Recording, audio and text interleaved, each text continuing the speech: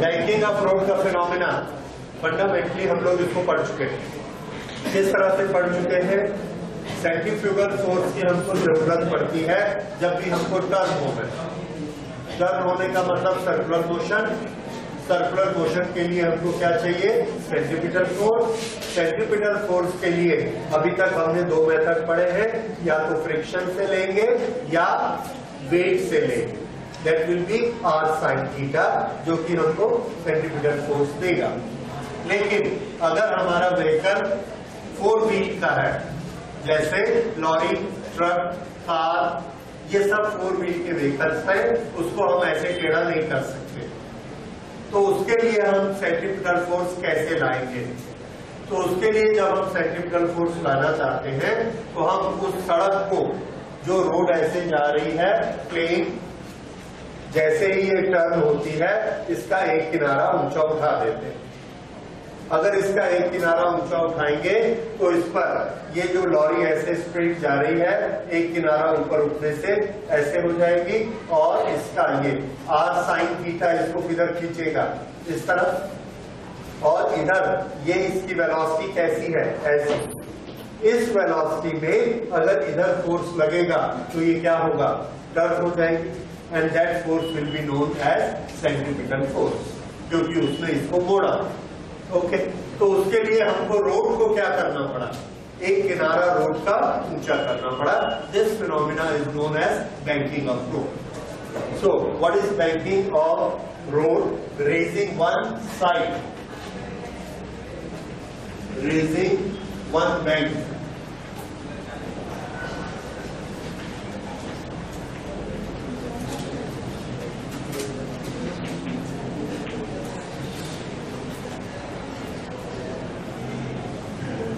During turning.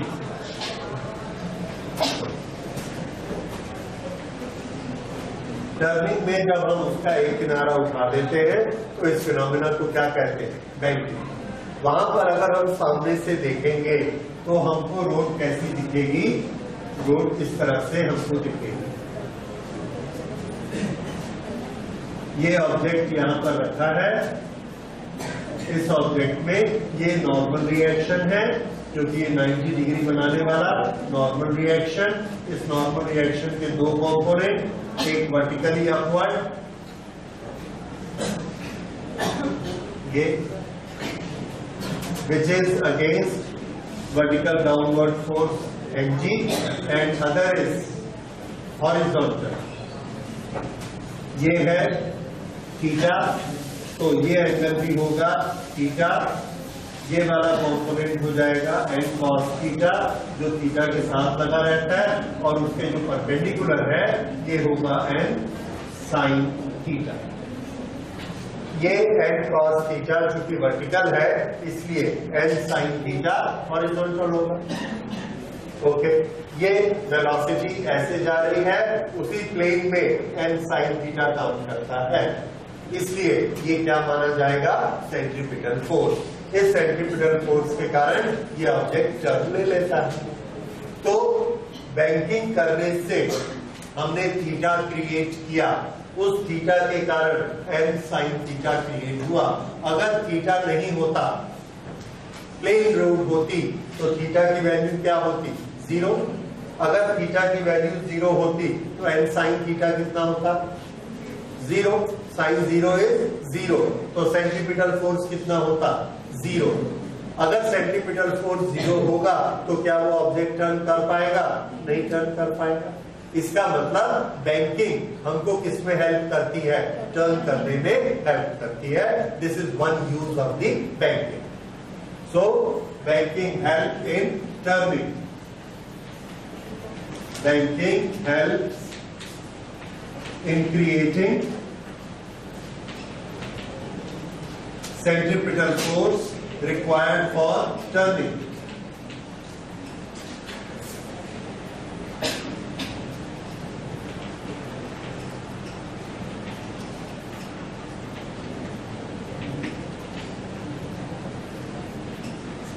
Centripetal force required for turning.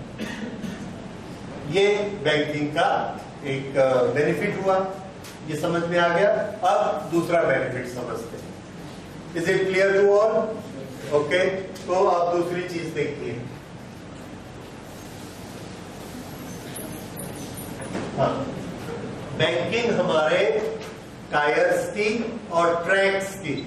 Track मतलब ये railway line में ये व्हीकल जा रहा है और उसके ये दो चक्के हैं, दो ट्रैक पे ऐसे चलते हैं।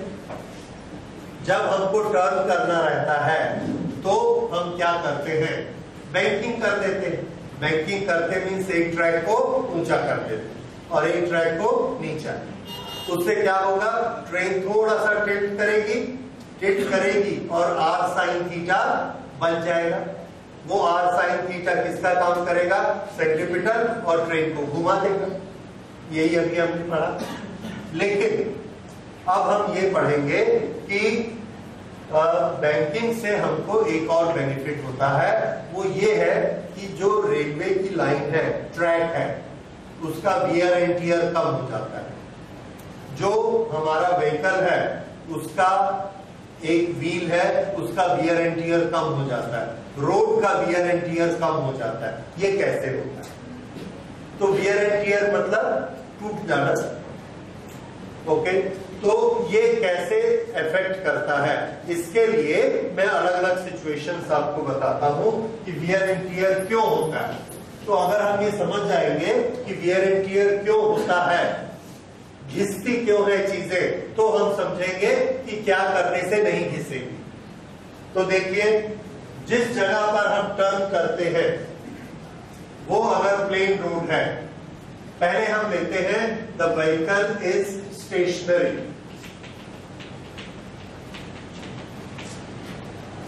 Vehicle is stationary. ये प्लेन रोड है और इस पर ये दो व्हील है, ये व्हीकल है, इसका लोड नीचे काम करता है mg। अगर ये लोड नीचे mg काम करता है और इधर का डिस्टेंस और ये वाला डिस्टेंस, दोनों डिस्टेंस इक्वल है, सीधा खड़ा है, तो ये सेंटर ऑफ मास कहां आएगा? सेंटर में। ये दोनों तरफ डिस्टेंस कैसे है? इक्वल। तो इस पर लोड कितना आ जाएगा? Half mg। और इस पर भी लोड कितना आएगा? Half mg। दोनों ने मिलके कितना लोड संभाल लिया? mg। यहां पर रिएक्शन कितना होगा? Half mg half mg। दोनों पे बराबर रिएक्शन है, दोनों पे बराबर लोड है, दोनों जगह यहां पर ट्रैक एक समान लोड से दब रहा है। जो भी घिसेगा वो बराबर होगा। दोनों तरफ लोड बराबर है, इसलिए दोनों का वियर एंड टियर बराबर होगा। अच्छा, अब ये यहां पर हमने ये वाला लोड लिया इस तरह का और इसके ऊपर व्हीकल ऐसा खड़ा है। अगर इसके ऊपर व्हीकल ऐसे खड़ा है तो इसका सेंटर ऑफ मास यहां है। सेंटर ऑफ मास को नीचे कौन खींच रहा है? mg। जब ये mg इस तरह से नीचे खींचता है तो बताइए दोनों व्हील्स पर एक समान लोड आएगा कि अलग अलग आएगा? वेरी गुड, अलग अलग, क्योंकि ये वाला डिस्टेंस कम है और ये वाला डिस्टेंस ज्यादा है। ये डिस्टेंस ज्यादा है और ये वाला डिस्टेंस कम है। ठीक है, इसलिए क्या होगा? दोनों का लोड अनइक्वल होगा। तो इस पर लोड L1 है, इस पर लोड L2 है। L1 will be larger than L2। क्यों? क्योंकि ये इसके नजदीक पड़ रहा है। रोटेशनल मोशन में फिर से हम इसको पढ़ेंगे। तो अभी आप ये याद रखिए, इसके नजदीक है इसलिए इस पर लोड ज्यादा है। और ये कैसा है? स्टेशनरी, खड़ा। तो एक गाड़ी सीधी खड़ी है, दोनों चक्के पे लोड कैसा है? इक्वल। अगर वो ऐसे टेढ़ी होती है तो ये वाले चक्के पे लोड कैसा हो जाएगा? मोर, और इस पे कैसा होगा? लेस। ये स्टेशनरी। अब हम देखते हैं जब गाड़ी मूव करती है, व्हीकल इज मूविंग।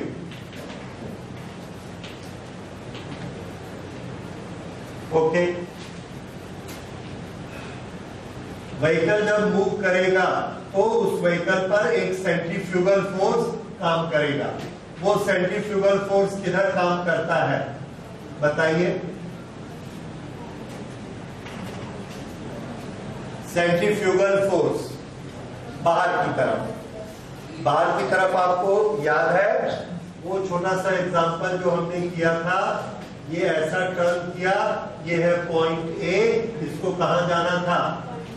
बी पर, और स्टीयरिंग से हम कहां ले गए? सी पे। तो इसका इंटेंशन किधर है जाने का? सी से बी की तरफ। ये ऐसा जाना चाहता है और जाने के लिए ये एक फोर्स लगाता है अपने इनर्शिया के कारण।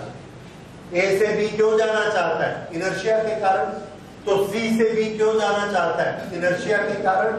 तो ये वाला फोर्स किस तरफ लग रहा है? बाहर की तरफ। ठीक है, अगर हमने इसको नहीं संभाला, अगर इसके अंदर सेंट्रीपिटल नहीं क्रिएट किया, तो ये सी से बी चला जाएगा। हम क्या बोलेंगे? बाहर की तरफ फेंका गया। ये कौन सा फोर्स होता है? सेंट्रीफ्यूगल फोर्स, जो इसको अपनी जगह पर रखना चाहता है। तो देखने में क्या दिखता है? ये बाहर की तरफ काम कर रहा है, सर्कल के बाहर की तरफ। ये सेंट्रीफ्यूगल। तो जब भी कोई चीज गोल घूमती है, हमेशा एक फोर्स किधर काम करने लगता है? बाहर की तरफ, सेंट्रीफ्यूगल फोर्स। तो ये मूविंग है, और मूविंग के साथ क्या है? टर्निंग। जैसे ही ये मूव करते हुए टर्न करता है, इस पर बाहर की तरफ कौन सा फोर्स काम करता है? सेंट्रीफ्यूगल। और एनजी किधर काम करता है? नीचे की तरफ। नीचे कौन काम करता है? एनजी। अब इस पर दो फोर्सेस काम कर रहे हैं, एनजी नीचे और सेंट्रीफ्यूगल बाहर की तरफ। इसकी क्वांटिटी जो भी होती है, we know it is mg square upon R. तो इस पे नेट फोर्स किधर काम करेगा? तो आंसर है इन दोनों का रिजल्टेंट बनाएंगे। ये हमने पैरेललोग्राम कंप्लीट किया और ये रिजल्टेंट बनाया, ये रिजल्टेंट है। तो अब इस पर कौन सा फोर्स काम कर रहा है? ये रिजल्टेंट। इस फोर्स का लाइन ऑफ एक्शन देखिए, ये इसका लाइन ऑफ एक्शन है ऐसे, और दोनों व्हील देखिए, एक व्हील यहां है और एक व्हील यहां, दोनों का सेंटर। ये जो फोर्स नीचे लग रहा है, इस व्हील से इतना दूर है और इस व्हील से इतना दूर है। तो बताइए कौन सा व्हील ज्यादा दबेगा? राइट की लेफ्ट? राइट वाला व्हील ज्यादा दबेगा, उस पर ज्यादा फोर्स आया। ये क्या कर रहा है? टर्निंग। किधर टर्न कर रहा है बताइए? लेफ्ट टर्न कर रहा है कि राइट टर्न कर रहा है? नो, यस, ठीक से सोचिए। लेफ्ट टर्न करेगा तभी तो सेंट्रीफ्यूगल बाहर फेंकेगा इसको। तो ये टर्न किधर कर रहा है? लेफ्ट की तरफ। जब ये लेफ्ट की तरफ टर्न करता है तो इस व्हील का नाम पड़ गया इनर व्हील, और इसका क्या नाम पड़ा? आउटर। समझ आया? ऐसा टर्न कर रहा है तो ये क्या कहलाएगा? इनर, और ये क्या कहलाएगा? आउटर। तो बताइए किस पर ज्यादा प्रेशर आया? आउटर पे कि इनर पे? आउटर पे ज्यादा फोर्स आया। तरीका समझ आया किस तरह से आया? अब ये बताइए, अगर दोनों के नीचे यहाँ पर रेल है, तो कौन सी रेल पे ज्यादा फोर्स लग रहा है? आउटर रेल पे ज्यादा फोर्स लग रहा है। ओके, तो जब भी प्लेन ट्रैक पर गाड़ी टर्न होती है तो कौन सा ट्रैक ज्यादा घिसता है? इनर कि आउटर? आउटर। कौन सा व्हील ज्यादा घिसता है? आउटर व्हील ज्यादा घिसता है। ये बात समझ में आ गई? This is the reason for that centrifugal, और ये इसका रिजल्टेंट यहाँ आया। ओके, घिसता है। हमको क्या प्रॉब्लम है? हमको बहुत प्रॉब्लम इस तरह से है कि पूरे कंट्री में, पूरे देश में लाखों किलोमीटर रेलवे ट्रैक है। हर 5-10 किलोमीटर के बाद लाइन टर्न होती है, वहां पर एक टर्निंग है। उस टर्निंग को अगर हमने प्लेन रखा तो क्या होगा? उसका जो बाहर वाला ट्रैक है वो घिसेगा। तो हर 6 महीने बाद हमको वो ट्रैक बदलना पड़ेगा। और ऐसे 20,000 टर्निंग है इंडिया में। तो हर 6 महीने में हमको 20,000 रेल बदलनी पड़ेगी। तो पता लगा कि हमारा 10,000 20,000 लोगों का गैंग सिर्फ ये ट्रेन बदलने में लगा हुआ, ये ट्रैक बदलने में। एक फैक्ट्री लगातार रेल बना रही है जो कि खाली इसी में ही काम आ रही है इसको बदलने में, क्योंकि ये वाला ज्यादा घिसता है। ये इतना बड़ा प्रॉब्लम, ये तो सिर्फ रेलवे ट्रैक का है। रोड का देखिए, रोड में हम लोगों की आदत है, रोड खराब हो जाती है तो हो जाती है, चल जाता है, रेल में तो नहीं चलता। लेकिन जहां भी रोड टर्न होती है, इसको देखकर बताइए किधर की रोड डैमेज होगी, आउटर की इनर? आउटर।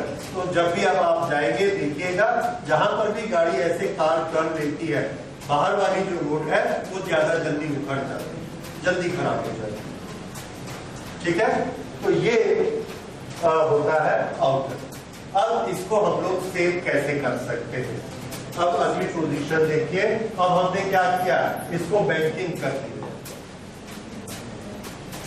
इस तरह से इसको बैंक कर दिया, रोड को एक तरफ से ऊपर उठाया और यहां पर अब ये 2 व्हील है,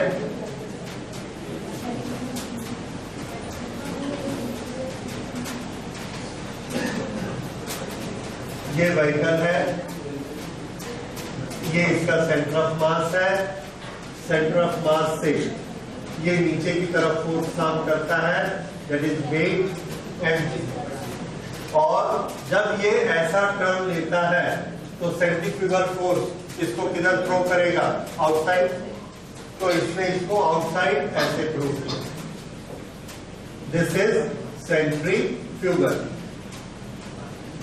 और ये इसकी क्वांटिटी, तो इस पर नेट फोर्स, ये हम नेट फोर्स इस पे काम करेगा, ये हमने यहां से बनाया, दिस इज नेट फोर्स। अब ये जो नेट फोर्स बना, let's make it a little smaller, ऐसा बना, और नेट फोर्स इस तरह से, ये इसका नेट फोर्स बन गया। देखिए ये वाला कौन सा फोर्स है? Outer, centrifugal. ये वाला कौन सा? वेट। ये दोनों का क्या है? रिजल्टेंट। रिजल्टेंट। अब ये रिजल्टेंट यहां से ऐसे जाता है, और ये डिस्टेंस देखिए, this distance and this distance, ये दोनों डिस्टेंस कैसे हैं? इक्वल। जब ये लेकिन जब ये गाड़ी चलनी शुरू करती है तो ये सेंट्रीफ्यूगल फोर्स पैदा होता है।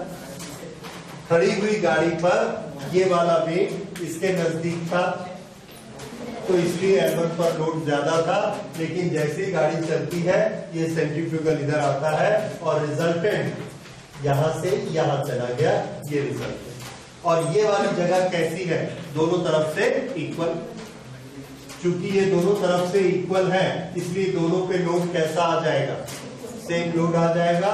सो load on 1 and load on 2, ये दोनों कैसे आपस में? इक्वल। अगर ये इक्वल होंगे तो कौन सा ट्रैक घिसेगा? आंसर है दोनों बराबर वियर एंड टियर होगा, या वियर एंड टियर नहीं होगा, नॉर्मल होगा। किसी एक पर ज्यादा लोड आने से जो वो उखड़ रही थी सड़क या ट्रैक घिस रहा था, वो नहीं होगा, क्योंकि दोनों पे लोड इक्वल हो गया। अब अगर दोनों पे लोड इक्वल हो गया तो सोचिए हमारी मेंटेनेंस कितनी बच गई। हजारों लोग, हजारों व्हीकल बनते और कितनी सारी रेल हमारी बनती, कितनी सारी रोड उखड़ती कंट्री में। All this is saved because of which phenomena? Banking. So banking is that wonderful phenomena which saves in wear and tear of the tracks. तरीका समझ आया? तो ये नोट कर लीजिए, this is how it saves wear and tear.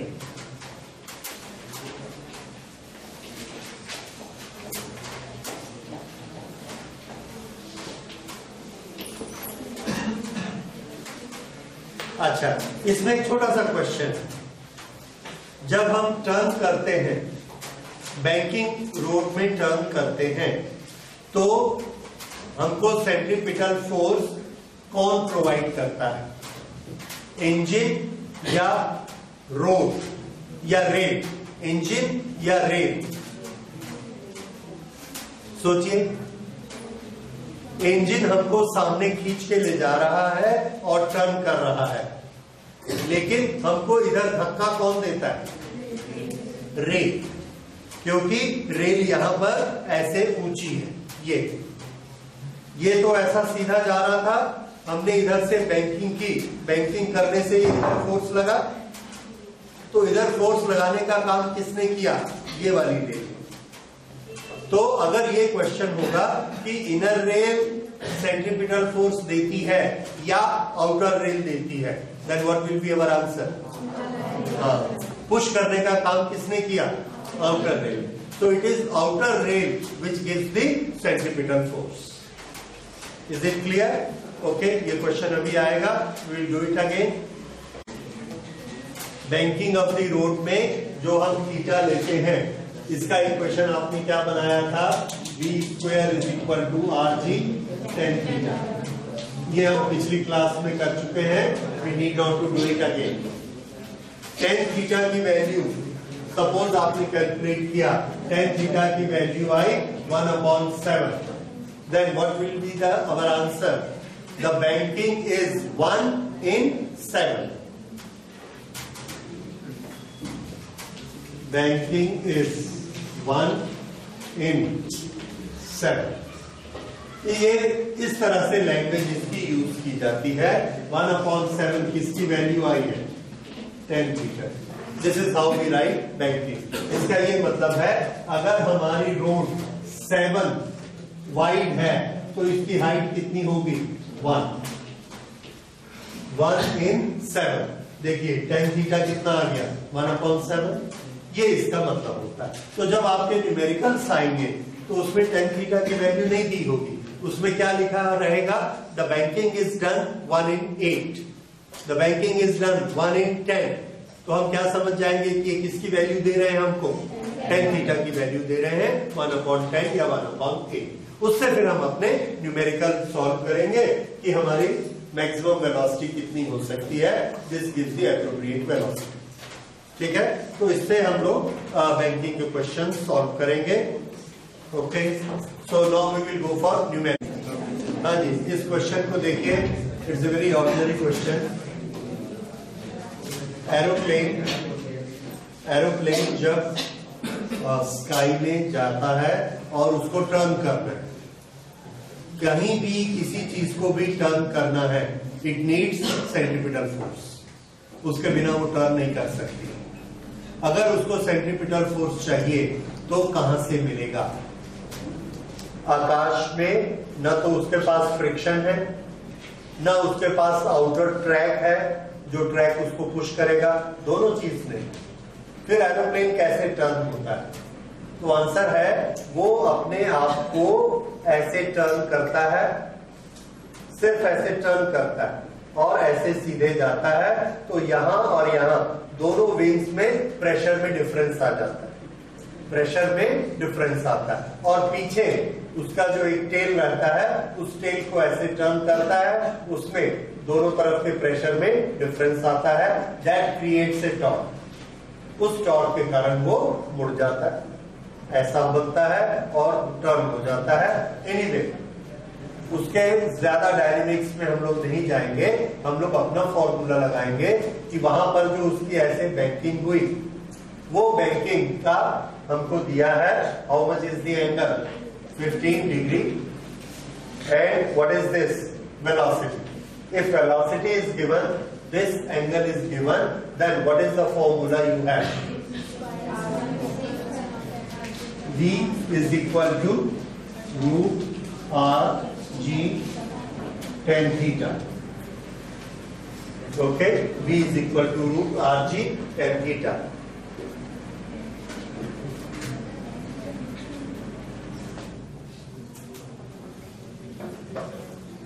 इसमें values को रख देते हैं and we will find the value of are.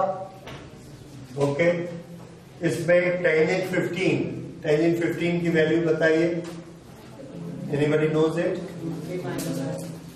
√3 -1 divided by 2 √3 + 1, okay. उससे आप निकालेंगे this value will come to 0.27।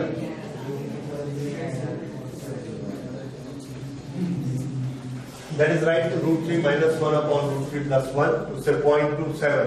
ये किसकी वैल्यू आई? Tangent 15 degree, okay. जी की वैल्यू 10 ले लीजिए, आर की वैल्यू आपने निकालनी है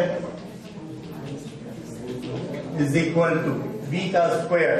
जी की वैल्यू जब आप 10 लेते हैं तो 10 की यूनिट क्या होगी? मीटर पर सेकेंड स्क्वायर। इसलिए ये भी आपको किस में लेना पड़ेगा? मीटर में लेना पड़ेगा, मीटर पर सेकेंड। इसलिए जरूरी है कि इसको आप कन्वर्ट करिए। कैसे कन्वर्ट करते हैं ये सबको मालूम है। 5/18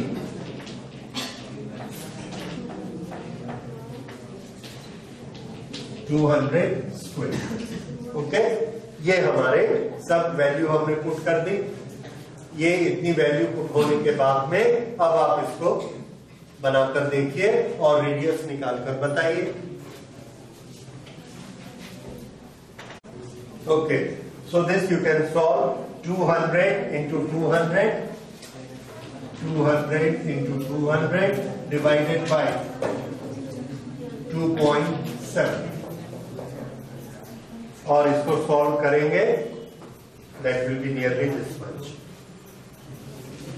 so that will be 15 kilometre.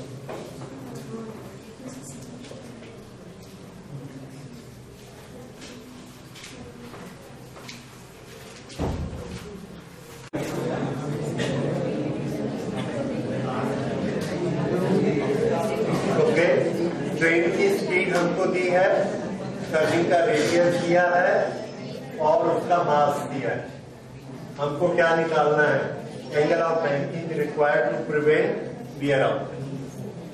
जिस समय बैंकिंग में हम वियर आउट को प्रिवेंट करना चाहते हैं उस समय वेलोसिटी, रेडियस, बैंकिंग इनका आपस में क्या रिलेशन होना चाहिए? ये फॉर्मूला आपको मालूम है, v² = rg tan θ। So again you will put the values in it। सिर्फ आपको यूनिट का ध्यान रखना है। तो वेलोसिटी कितनी लिखेंगे बताइए? 54 5/18 15 is equal to radius is given 30, g is equal to 10, and what we will find out? Tan theta. So tan theta is equal to 15 into 15 0.75. So theta is equal to tan inverse 3/4. This is the banking required for it। ये वाली banking देने से दोनों wheels पे load एक समान होगा and there will be no wear and tear।